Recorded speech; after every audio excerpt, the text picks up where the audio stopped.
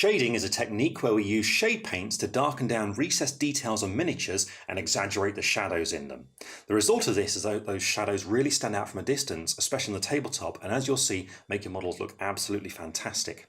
Now, using it is really easy, and in this video we're going to show you the two main methods of applying this paint using an ultramarines intercessor as our example. And here he is here. So far he's only been base coated using base paints, and what we're going to do is apply Nuln Oil to the miniature.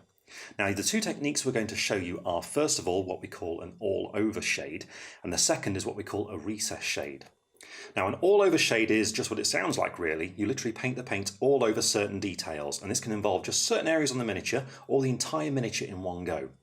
Now, what this does is allows the paint to run into the recessed details as you do it. It's very quick, but it does have a tendency to darken down the entire area, so it's worth bearing that in mind. When you're using shade paints, you must always make sure you give them a really good shake before you use each one to make sure they're mixed properly.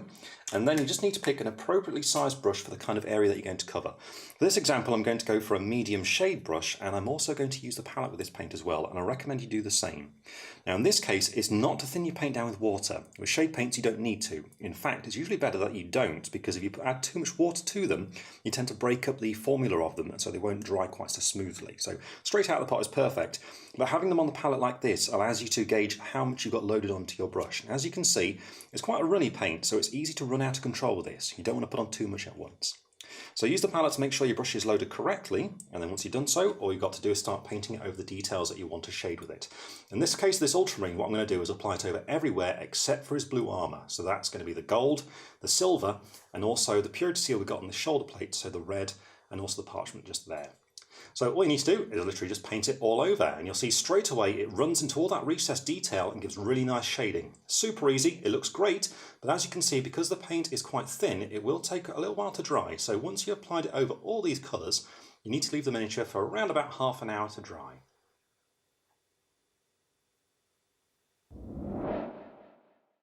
The shade is now completely dry, and you can see it's run and settled into all those recessed details and given a really smooth finish, and also exaggerated the shadows as well, meaning those features are standing out nicely. Now, the next technique we're going to show you is what we call the recess shade, and this involves painting the shade directly into those recessed details.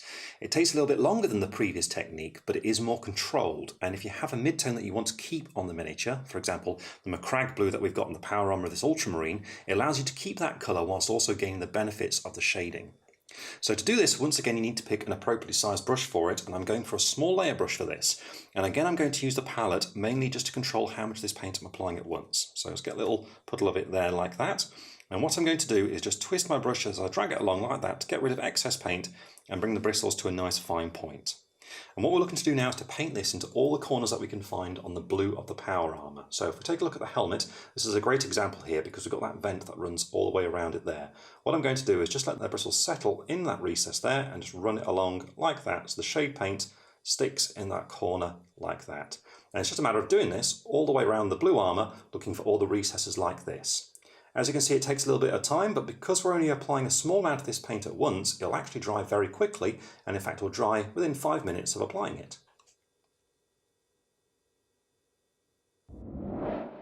And here you can see the miniature completed with the recess shading, helping all those panel lines stand out nicely, and as you can see, it gives that power armour loads of depth. So when you're doing this technique, bear in mind there's a few things to remember, and the first of those is depending on what the technique you're using, it will have different effects.